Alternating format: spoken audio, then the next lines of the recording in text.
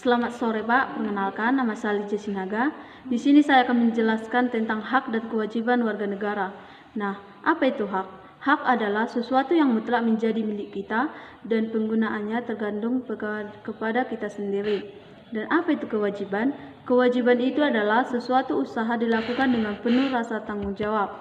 Nah, di sini saya akan menjelaskan juga hak warga negara, di mana hak warga negara itu adalah hak yang melekat pada diri manusia yang kedudukannya sebagai anggota dan warga sebuah negara. Nah, kewajiban warga negara ini ditulis dalam pasal 27 ayat 3 di dalam Undang-Undang Dasar 1945 yang berbunyi, setiap warga negara berhak dan wajib ikut serta dalam usaha pembelaan negara. Nah, ada juga pelanggaran hak di Indonesia. Seperti pelanggaran hak adalah setiap perbuatan seseorang atau sekelompok orang termasuk aparat negara, baik disengaja maupun tidak disengaja, atau kelalaian secara hukum mengurangi, menghalangi, membatasi atau mencabut hak asasi seorang atau kelompok orang lain yang dijamin oleh undang-undang dan tidak mendapatkan atau dikhawatirkan tidak akan memperoleh penyesalan hukum yang adil dan benar berdasarkan mekanisme hukum yang berlaku. Nah, contoh pelanggaran hak di sekolah seperti perundingan, di mana perundingan itu yang merupakan tindakan atau proses menawar untuk meraih tujuan dan kesepakatan yang bisa diterima.